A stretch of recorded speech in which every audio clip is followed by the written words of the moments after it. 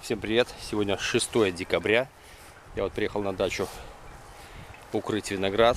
Вот в 2020 году укрываю его раньше, чем в прошлом. В прошлом году я его укрывал в январе. Заморозки прошли, даже снег навалил. Я боялся, что будут сугробы. Смешной, наивный, да? В Беларуси сугробы в декабре. В общем, приехал, буду укрывать. Я прикупил еще дарнита. Сейчас покажу, какой. У меня раньше был неустойчивый к ультрафиолету. Сейчас я взял устойчивый. Сейчас посмотрим.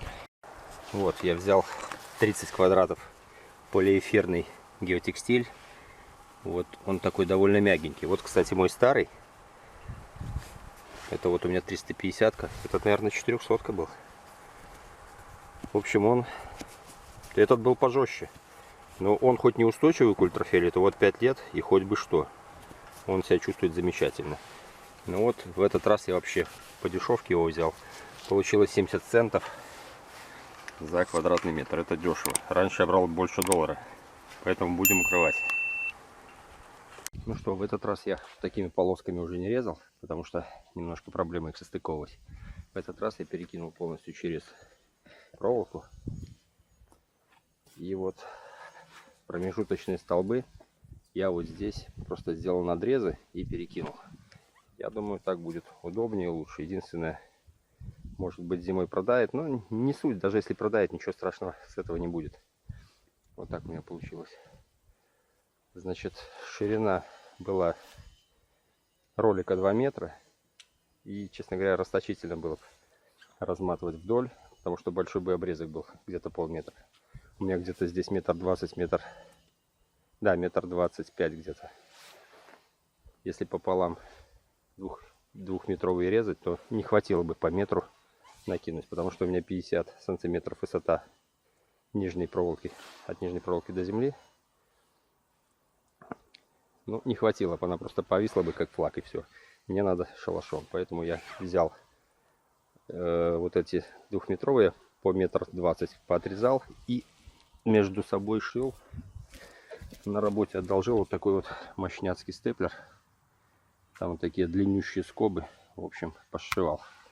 Тогда я старый дарнит я тоже так сшивал раньше. Ну, в общем, все. В этот раз я немножко переделал. Как укрывать вообще виноград. У меня есть видео.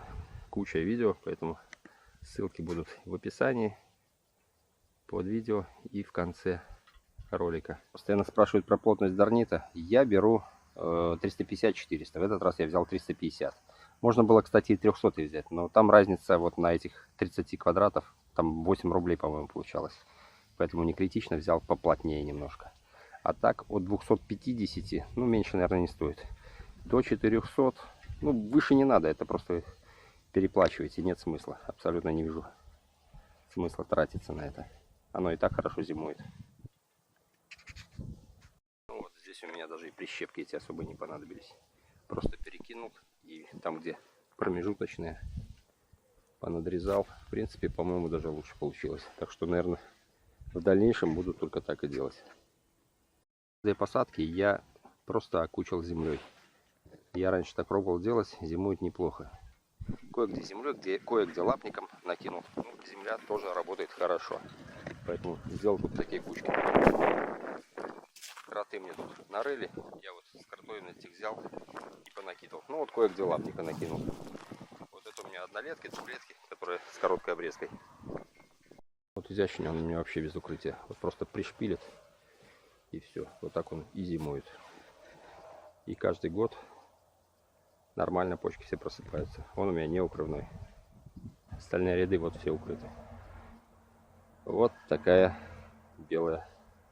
Такой белый ковер. Погодка сегодня шепчет. Красота. Всегда бы так. Кому видео было полезно, ставим лайк, подписываемся на канал. Всем пока.